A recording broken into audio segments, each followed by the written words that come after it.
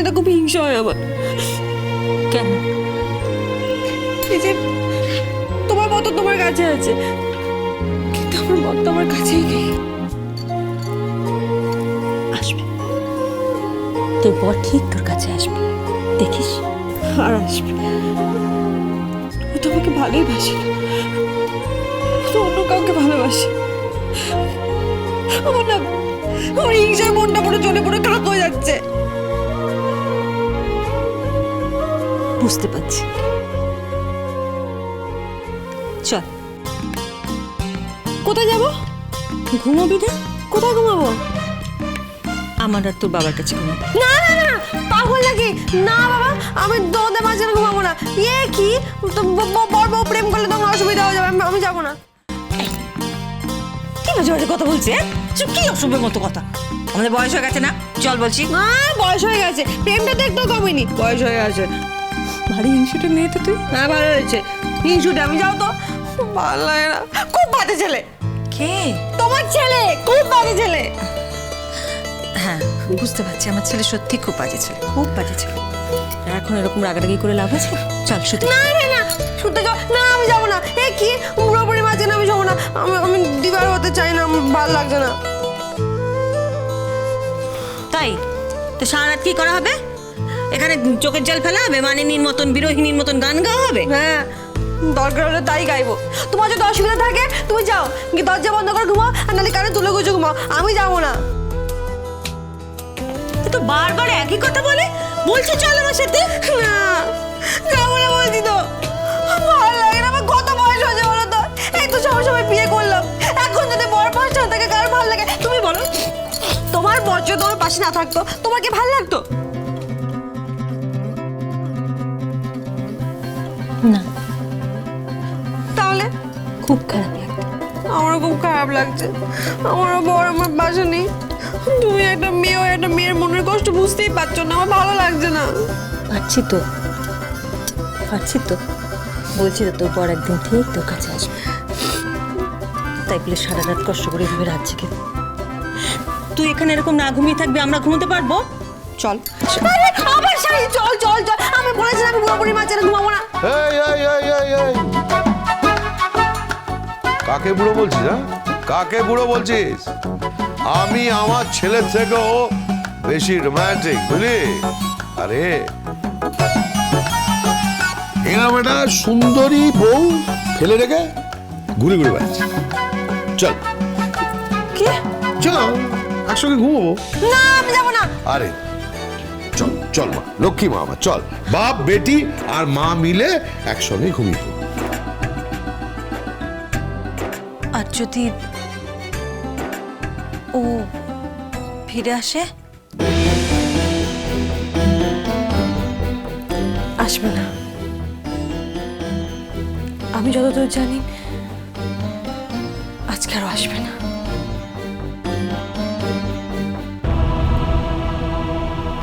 আজ না হোক কাল আসতে ওকে হবে, ফিরতে ওকে হবে। তোর সামনে এসে দাঁড়াতে হবে, বলতে হবে সেই কথাটা, কি যে কথাটা শোনার জন্য একটা মেয়ে হাজার হাজার বছর অপেক্ষা করে থাকতে পারে। কি কথা? ভালোবাসি, তোমাকেই ভালোবাসি।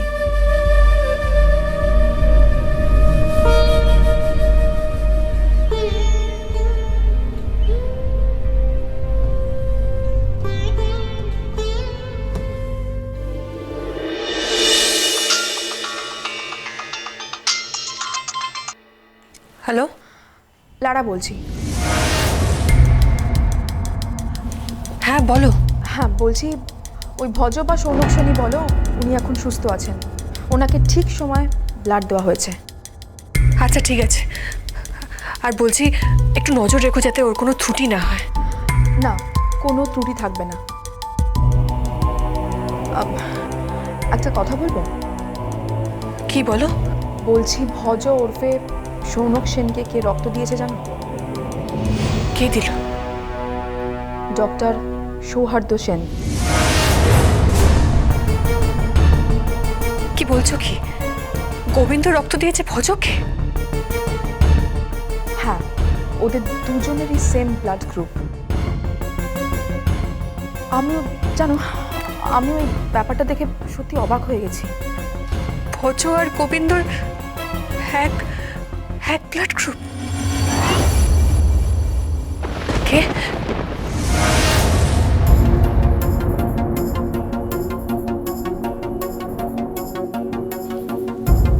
হ্যাঁ, একই গ্রুপের রক্ত তো হবেই। সন্ধ্যামাসে আমি ফোনে কথা বলছি। কার সাথে কথা বলছিস? ওই হাসপাতালের একজন নার্স। আমাকে দে। হ্যালো, গোবিন্দ জানেও কাকে রক্ত দিয়েছে? না, উনি জানেন না। ঈশ্বর, তোমার কি অপার মহিমাটা করো, কি অপার লীলা তোমার। সন্ধ্যামাসে তুমি কাঁদছো কেন? কি হলো বলবে তো? কাঁদছো কেন তুমি? কানা ছাড়া আমি আর কি করতে পারি বল? আমার হারানো ছেলেটা ফিরে এসেছে, আর সেই হারানো ছেলেটাকে রক্ত দিয়েছে আমার অনেকটা হারিয়ে যাওয়া ছেলে। আমার হারিয়ে যাওয়া ছেলেটা হসপিটালে বেডে শুয়ে রয়েছে, যে একদিন সত্যি সত্যি হসপিটাল থেকে হারিয়ে গিয়েছিল।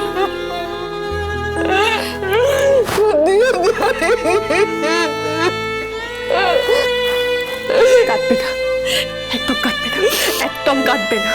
কান্না ছাড়া আমার জীবনে আর কি আছে বল? সারাটা জীবন ধরে শুধু তো কেঁদেই গেলাম। আমি আমার ছেলে দুটোকে আর হারাতে চাই না। আমার সন্তানদের আমাকে ফিরিয়ে দে। আমি কিচ্ছু চাই না, শুধু আমার সন্তানদের আমাকে ফিরিয়ে দে, শুধু ফিরিয়ে দে ওদেরকে আমার কাছে। মাফ করবেন।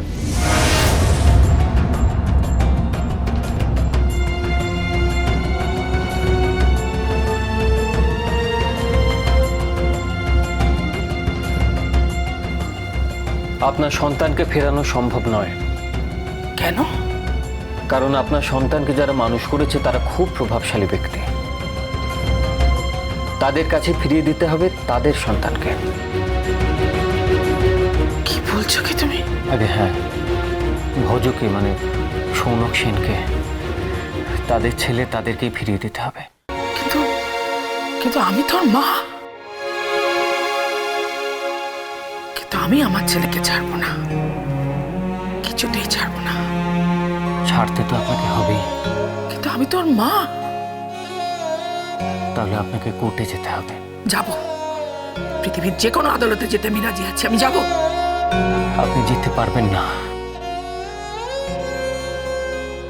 আপনি কিছুতেই জিততে পারবেন না। আচ্ছা, ওই দিকেও তো আরেকজন মা আছেন, ঋতুদেবী। তিনিও তো কষ্ট পাচ্ছেন, তিনিও তো চোখের জল ফেলছেন। বলুন, আমি জানি আপনাদের দুজনের চোখের জলই এক, আমি জানি। আমি আপনার কাছে অনুরোধ করছি, আপনি বরং গোবিন্দকে নিয়ে থাকুন, মানে যাকে আপনি গোবিন্দ বলে মনে করেন, আর ওনাদের সৌনক সেনকে নিয়ে থাকতে দিন। না হলে আমাকে আবার কালো কোট পরতে হবে। বড় কালো কোট বড় উকিল আমারও আছে। কি উকিল আছে? বড় বাবা প্রতাপনারায়ণ চৌধুরী, সে তোমার বিরুদ্ধে দাঁড়াবে। আমি আমার ছেলের অধিকার কিছুতেই ছাড়বো না, কিছুতেই না। বেশ, তবে তাই হোক। তাহলে কোর্টেই দেখা হবে।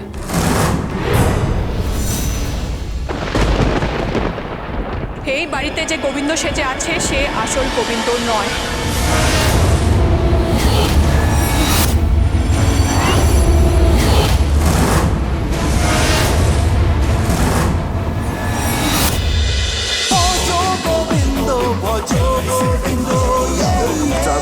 গোবিন্দ